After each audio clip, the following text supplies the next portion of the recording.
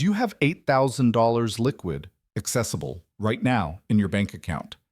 I'm not talking about credit card limits. I'm not talking about the theoretical value of your house that you cannot sell tomorrow. I'm not talking about your financed car that is worth less than the debt attached to it.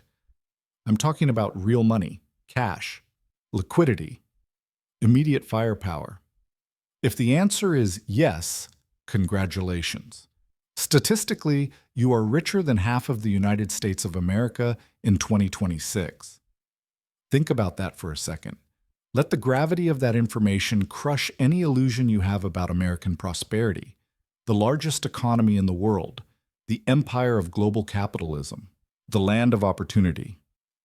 And half of all families, families with children, with dreams, with college degrees on the wall, have less than $8,000 of protection between them and total financial ruin.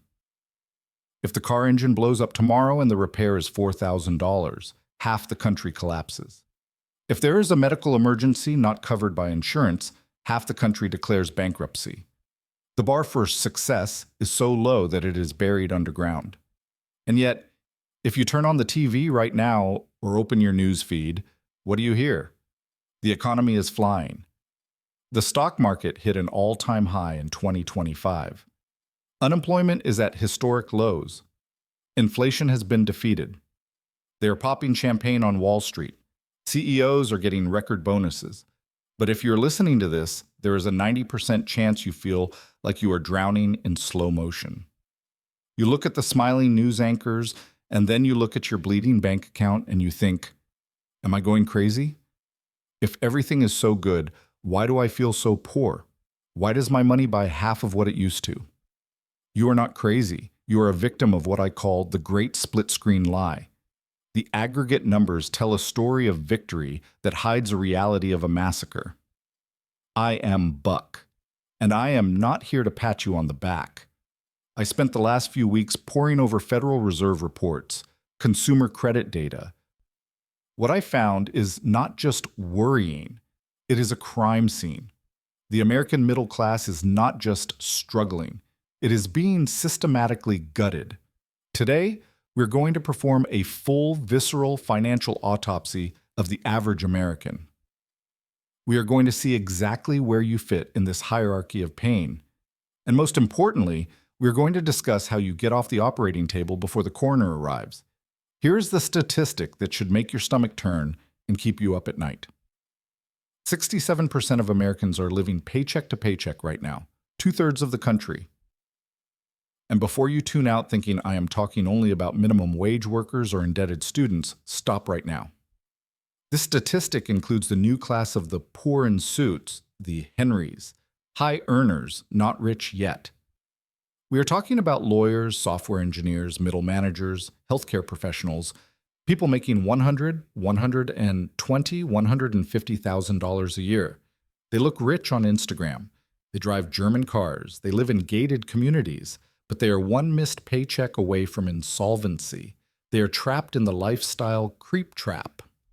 The money hits the account on the 5th, and it evaporates instantly. It evaporates into a mortgage that costs double what it did 4 years ago due to interest and taxes. It evaporates into a $1,200 SUV payment. It evaporates into private schools that raise tuition above inflation every year. By the 25th, the account is at zero. Again. The credit card comes out to buy food for the week. This is not a traditional poverty problem. It is a structural cash flow trap. The system has been redesigned to extract every cent of productivity you generate and transfer it immediately to banks, insurance companies, and energy corporations. You are just a conduit through which money passes before going into their pockets. The situation gets drastically worse when we look at real security. Almost 1 in 4 Americans, 24%, has exactly $0 in emergency savings. Nothing, not a penny, not a crumpled bill in their jeans pocket. They're walking on a tightrope without a safety net, blindfolded, during a magnitude 9 earthquake. Any gust of wind, a bad flu that takes you out of work for a week, a leak in the roof, a hike in car insurance, and it is the end of the line. They fall straight into the abyss of predatory high-interest debt. And my friend, the abyss is deep and dark. 54% of families have absolutely no dedicated retirement savings. None. Zero. They are not planning for the future because they cannot survive the present. They are playing a dangerous game of, let's see what happens, hoping to die before the money runs out or depending on an inheritance that might never come because their parents are also spending everything on medical care. Let's talk about the elephant in the room that the suits in Washington love to ignore. Cumulative inflation and shrinkflation. You hear on the news, inflation fell to 2%, and you think, great, prices will go down. Wrong. You were tricked by the math. Falling inflation just means prices are rising slower. They are not falling. The damage is already done, cemented, and fossilized in the shelf price. Prices of basic goods and services are, on average, 25% more expensive today than in 2020. Some essentials like meat, eggs, and auto insurance are up 40 or 50%. Did your salary go up 50% in the last 5 years? If the answer is no, you have become mathematically indisputably poorer. You are working the same hours, making the same effort, enduring the same stress, but buying 25% less life. The chasm between the cost of existing and the value of your labor has opened up, and no one is building a bridge for you to cross. You will have to jump or fall. 32% of Americans expect their finances to get worse in 2026. That is the highest level of financial pessimism recorded in nearly a decade. Why? Because people aren't stupid. They feel it in their skin, at the supermarket checkout, when renewing their insurance. If you have assets, stocks, real estate bought before the bubble, Bitcoin, gold, you had a great 2025. Your paper wealth went up because inflation inflates asset prices. But if you live off your labor, if you trade time for money, you're being crushed by currency devaluation. Now, let's dissect the fraud of statistics. Let's see where you are in the real pecking order. Averages lie. They lie shamelessly. When you hear on TV that the average American has $90,000 saved for retirement, that sounds reasonable, right? You think, oh, the country is doing okay? Lie. Imagine you are in a bar with 9 broke friends. The average wealth of the bar is 0. Suddenly, Jeff Bezos walks into the bar. The average wealth of the people in the bar is now $20 billion. Did any of your broke friends get rich? No. But the statistic says that, on average, everyone is a billionaire. That is what happens with financial data. The ultra-rich distort the average upwards. What we care about is the median, the exact middle point, where half the people are above and half are below. The reality of the common man. Let's break it down by age. Embrace yourself, because the numbers are depressing. If you are between 25 and 34 years old, the median savings is approximately $15,000. That is it. Years of work to scrape together the price of a 10-year-old used Honda Civic. If you have more than that, you are beating the majority of your generation. The majority is spending everything on rent and Uber Eats. If you're between 35 and 44 years old, the median value hovers around $35,500. You're at the peak of your career, probably have kids, a mortgage, and you have less than $40,000 of total protection. This is terrifying. A medical crisis in the family, a divorce, or a layoff takes all of that away in 3 months. Now, the real danger zone, where the panic starts to set in. If you're between 45 and 54 years old, the median is about $61,500. You're 15 years away from retiring. $60,000 does not pay for 2 years of dignified living in a nursing home. The clock is ticking and time has run out. If you are between 55 and 64 years old, staring retirement in the face, the median is $87,500. Let's do some napkin math here. The math your bank manager won't do in front of you. $87,000. If you follow the safe rule of withdrawing 4% a year so the money doesn't run out before you die, that gives you $3,500 a year. That gives you $291 a month. Can you live on $291 a month? Oh, Buck, but there's Social Security.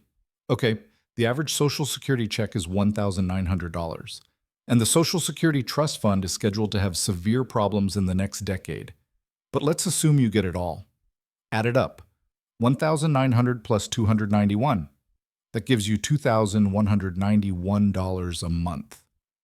To pay for rent, medication, which gets more expensive in old age, food and transportation in 2026. This is not retirement.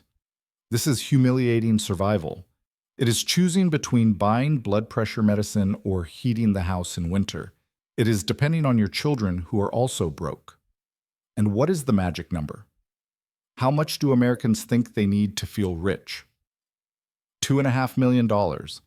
And how much do they think they need just to stop working without panic? $1,260,000. The reality, $87,000. The need, $1.2 million. The math doesn't work. The traditional retirement system has failed. The promise of work hard for 40 years, contribute to the 401k and rest has been broken. The 401k was an experiment that failed for the majority of workers. Now, let's talk about the anchor that is dragging everyone to the bottom of the ocean. Debt. Savings are low, but debt is biblical, and it has changed shape. Gen Z, 18 to 28 years. Average debt of $34,000. They just entered the game and already start with a hole in the hull. Student loans and now the new plague. Buy now, pay later. BNPL. They're financing pizza, financing sneakers, financing life. This phantom debt often doesn't even appear on the credit score, but it destroys monthly cash flow. Millennials, 29 to 44 years, carrying an average of $132,000 in debt. Gigantic mortgages bought at the top of the market, student loans that never die, interest eats the payments, and credit cards to plug the budget hole. Gen X, 45 to 60 years, the champions of suffering. Average of $158,000 in debt. They are the sandwich generation. They pay for their spoiled kids' college and pay for their elderly parents' nursing home. And in the middle of that, they forget about themselves. They are the most indebted in history and have the least time to recover. But the most aggressive cancer of all in 2026 is not the mortgage. It is the automobile. Welcome to the auto loan bubble. The average American is paying over $700 a month for a new car. Many pay over $1,000. Financing terms have reached 84 months, 7 years paying off a car. What happens? Depreciation. After 3 years, the car is worth $20,000, but you still owe $30,000 to the bank. This is called negative equity. You're underwater. You cannot sell the car without writing a $10,000 check to the bank. You are trapped in a metal can that loses value every day, paying high interest, and if the car breaks down, you keep paying. Millions of Americans are driving cars that actually belong to the bank and are draining the wealth that should be going to retirement. And the final blow, the credit card. The average balance for those carrying debt on the card is almost $7,000. But here's the statistic that keeps me awake. 46% of cardholders do not pay the balance in full. Almost half the country is paying interest of 22, 25, 30% a year. This is not debt. This is modern serfdom. If you have $7,000 of debt at 22% interest and pay only the minimum, it will take you 8 years to pay it off, and you will pay more than $6,000 in interest alone. You paid double for what you bought. You bought one TV and paid for two. One for you, one for the banker laughing in your face. It is a voluntary tax on ignorance and desperation. Why is this happening? The savings rate dropped to 3.5%. Historically, it was 8% or 9%. People are not saving less because they are irresponsible consumers who only want to travel. They are saving less because there is nothing left. It is a cruel binary choice. Either you save money for your future self, retirement, or you pay the rent so your present self doesn't get evicted. Immediate survival always wins. The future is a luxury most cannot afford. Housing? Forget it. The American dream turned into a real estate nightmare. If you pay rent, almost 50% of tenants say they struggle to pay the bill every month. The median rent hit $2,000. If you make $75,000 a year, rent eats 32% of your gross income before taxes. If you're a homeowner and bought in the last 3 years, you're locked into 7% interest rates. A $400,000 mortgage costs $2,600 just for the payment.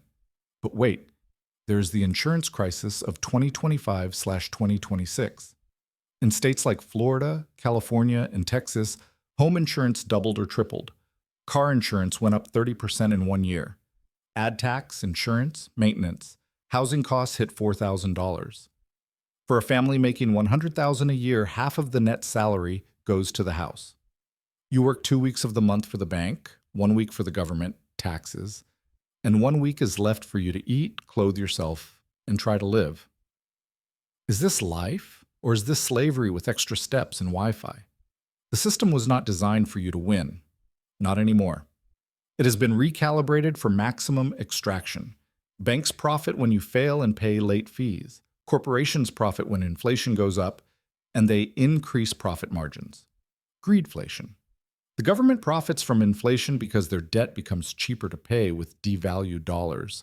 You're the only one who loses. You are the sucker at the poker table. You are in a rigged game. You're playing Monopoly, but you started with no money, and all the properties were already bought in 1980 by boomers and private equity corporations. So what do? Panic? Give up? Many do that. They surrender to financial nihilism. Oh, I'll never retire anyway. The world is going to end. I'm going to spend everything today on travel and experiences. This is exactly what the system wants.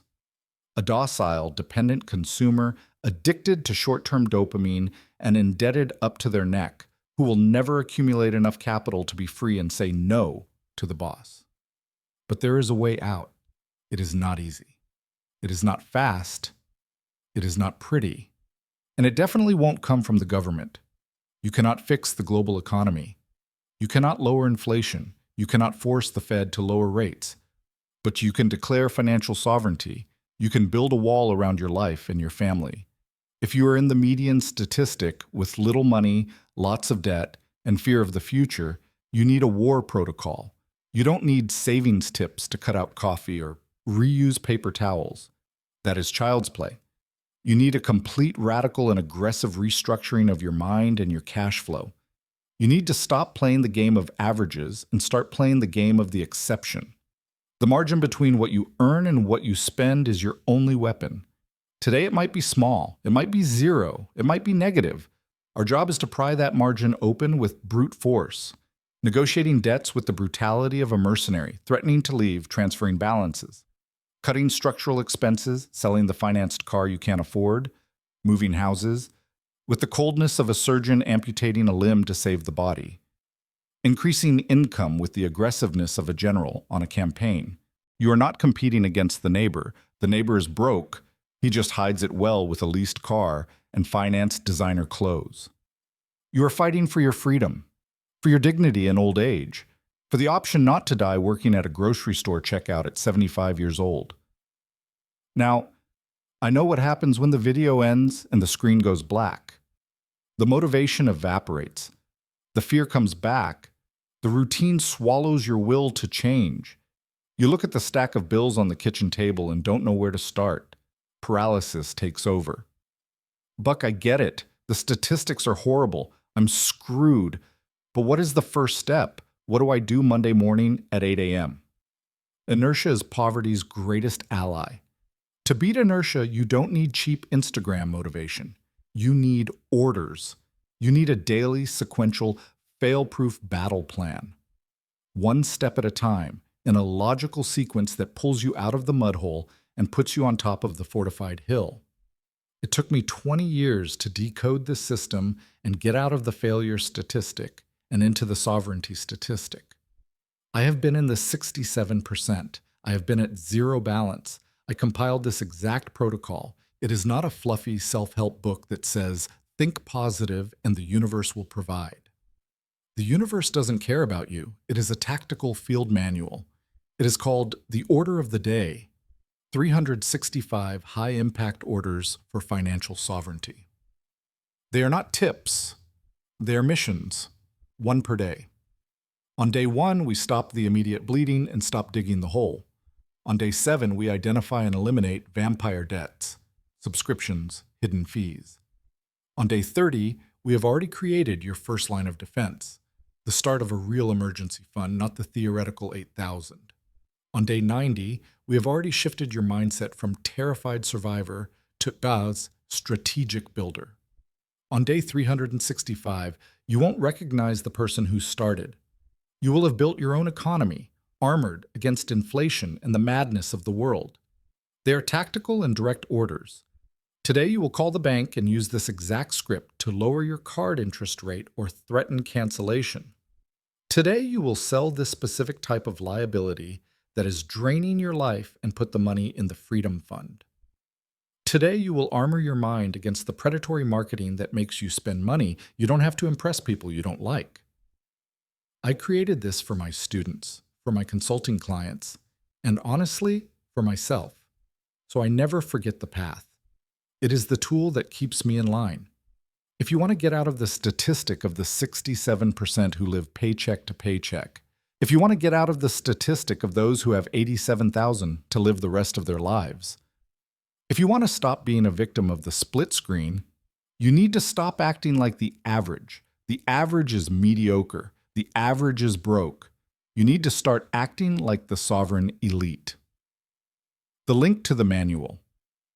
The order of the day is in the first pinned comment below. Do not look at the price as a cost.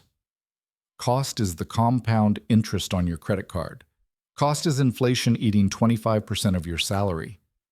Cost is ignorance. This is the key to your sell. It is an investment in the only thing that can save you, your capacity for disciplined execution. I want to hear from you in the comments. In which of these brutal statistics did you feel most attacked today? Was it the zero emergency savings? Was it the credit card debt? Was it the nightmare of the financed car? Or was it the fear of miserable retirement? Write it down below. The first rule of Financial Fight Club is admitting you are in the fight. Denial is the path to ruin. Pulling the monster out of the dark is the first step to killing it. If this video was the reality check and adrenaline shot you needed, leave a like. Share it with that friend who pretends to be rich but you know is suffering in silence. Subscribe to the channel to receive the intelligence the system tries to hide from you. Keep your numbers clear and your soul free. I am Buck. Get your order of the day. I'll see you in the trenches.